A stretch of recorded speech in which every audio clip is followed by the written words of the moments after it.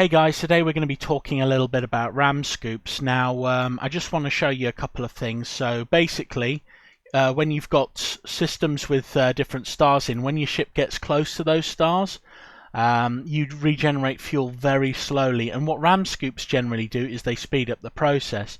Now, what you're probably noticing is that my fuel is not going down at all. So I can pretty much travel non-stop with this ship and never ever run out of fuel, which is amazing. And there is a good reason for that, and that's that I've got a spinal mount on the ship, but I'm going to explain a little bit more about all of that in a moment.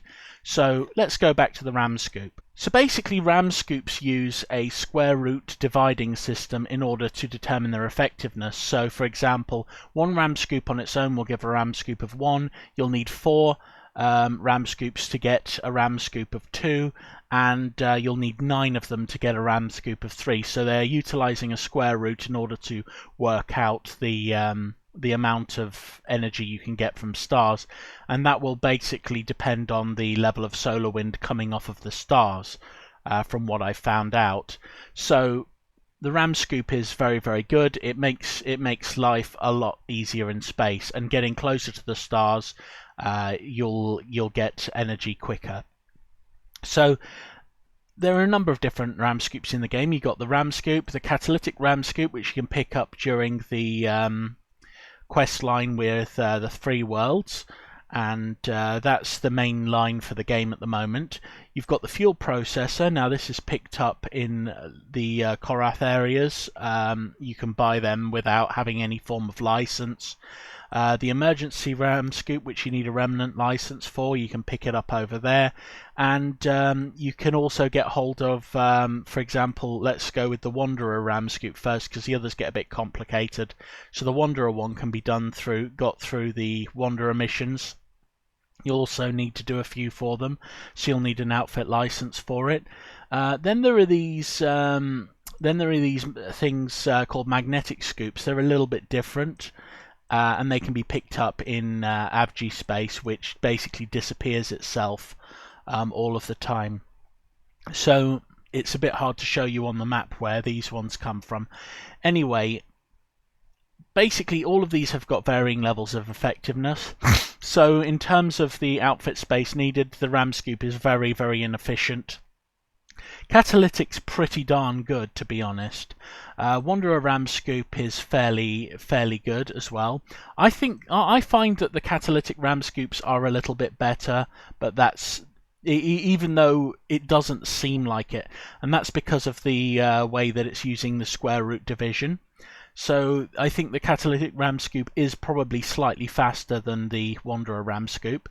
My favourites are the fuel processors because they come with an inbuilt fuel capacity, and fuel capacity is useful, which can be increased by having fuel pods or fuel modules. I'll get into those in a minute.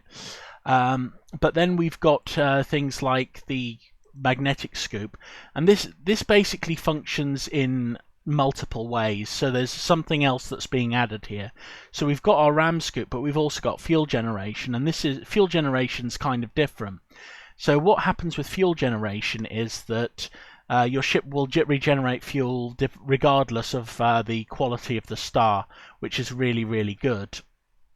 And we can also pick up in the Lunarian missions, we can pick up a refueling module which gives you fuel generation just for nothing. So that is actually a really decent outfit, although it does take up fuel capacity. Now the super scoop I'm using is a plasmadyne scoop. This sells for a whopping 30 million credits, and it is an absolute nightmare because look at that outfit space, 120. But then again, it's got a Ramscoop of 90. So it's got a Ramscoop of 90 and a fuel generation of 36. So with this thing equipped, you're never going to run out of fuel. So I'm going to uninstall that one for a little bit. We're getting a lot less Ramscoop now. So for example, when I leave and I just go on a little journey, we can see that my fuel is no longer regenerating anywhere near as fast. Now, I did say that I was going to show you some stars that would be potentially useful. So if we go to the map like so, and we click the T button, we can generally see areas where we've got good stars. So For example, these ones with strange rings around them, and these ones are very, very good for basically acquiring fuel. Anything with a binary system is generally quite good, and I believe that the blue stars are hotter and the red stars are less hot. So the blue stars should technically produce more of the energy. So I'm just going to go on a little bit of an adventure to one of the big systems, just so I can show you. And as you see, my fuel has just refueled itself extremely quickly. So whenever you're trapped out and alone in space, you're going to do well if you basically use those systems for refueling, and they are extremely useful. So if I unequip a few of my Ramscoops, just so I can give you an example, I'll just keep the standard Ramscoop equipped. So I'll also unequip the refueling module just so that you can see. When I go to one of these big systems, I'm still getting a lot of energy back from the stars. Did I unequip all of the Ramscoops? If not, that is a lot of energy that I'm getting from those stars. But yeah, I did. I actually did a good job for once. Oh my god. But anyway, so if we go to the map and we click the T function to bring up the stars, we can see that throughout certain parts of space, you're getting these stars where you can refuel easily, and that's because fuel isn't really that accessible in some of these areas, and sometimes it can be hard to do things. You got a black hole there. We don't want to go into the black hole. That will give no energy. It will just give you pain, suffering, and death. But yeah, these systems are good ones to know about, and a lot of the time when you are looking at the map, you'll be able to see some of these systems when you are within one jump drive's jump of them, because they'll appear on the map, and you'll see the swirl around them, so you can use them to pretty much plot your path through the universe and make sure that you don't run out of fuel. Now, as a player, when I'm playing without all of the crazy stuff. Oh yeah, another thing about the Plasmadyne, it requires a gun port and a spinal mount, so it's not really a combat ship scoop. But that said, it's better than having a ton of fuel processors. It's pretty amazing. This fuel scoop is insane. But I generally like in terms of usefulness, I generally like the fuel processors because they have fuel capacity and a ram scoop attached. When you sort of look at the sort of sizes of the ram scoops, though, it's like, well, you know, am I really getting much benefit from it? Catalytic ram scoop is very valuable. I tend to go with a couple of fuel processors. Fuel modules are really good to have. Main reason being is they come with a thing called fuel protection, and the nucleolysis beam, which I found it was dropped off of one of the enemies. What that does is that's one of the things in the game which does fuel damage. So I just wanted to show you that something can sap your fuel away, and something like the fuel module will actually protect you. So this is a really high capacity fuel system that is protective, which is really good, whereas your standard fuel pods are nowhere near as good in terms of your size and the mass. So these are really quite decent. So it's better to sort of mix up things like fuel modules and maybe Wanderer ram scoops, or if you like them, catalytic ram scoops.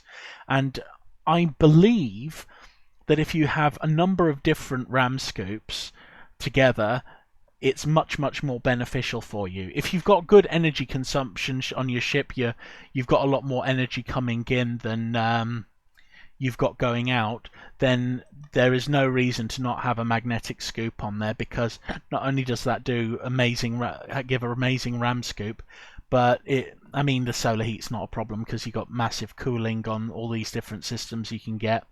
But it also gives fuel generation, which is like a nice little passive. Refueling modules are lackluster, and compared to the magnetic scoop, I wouldn't even bother really using them, because I mean, energy wise, they are really, really good, but they do eat your fuel capacity, and I find it's better to have more jumps at the end of the day. Anyway, hopefully that's been some valuable advice. Um, I think I mentioned that the bluer stars on the map will give should be giving better things. So binary systems will be good. You can find them relatively easy, and going close to those stars will help you. So you're going to get more Ramscoop off of the systems that are like that, whereas systems that don't have stars in them are well, they don't really exist. So they actually kind of do, because they appear as these brown dwarf gas giants, and they don't give a lot of Ramscoop. Now there is an afterburner which I couldn't equip to this ship, and I forgot to bring with me. And that afterburner is one which you can get specifically from the Karath, and that gives a 0.25% RAM scoop, which is actually closer to I think it's 44%, 0.44% RAM scoop when you factor it in, because of the way that the square roots work. However, it's really lackluster, and it's probably not worth even thinking about if you're thinking about fuel and energy and just keeping your ships going. But yeah, Plasmadyne Scoop is amazing, but the problem is it needs a gun port and a spinal mount, and there's only a few ships in the game that have spinal mounts. Anyway, hopefully that's been helpful, and soon you will also be able to fly like a lemur across space without ever having to worry about your fuel depleting, because you've got one of these massive plasmadynes, and the Emerald Sword has suddenly become your favourite ship, even though it is a massive steaming pile of garbage. But anyway, it is a beautiful ship, but it is pretty much garbage. It's got too little shield in terms of shields to be effective. Anyway, I've said my piece. Hopefully that's been helpful. You have a lovely day. Bye.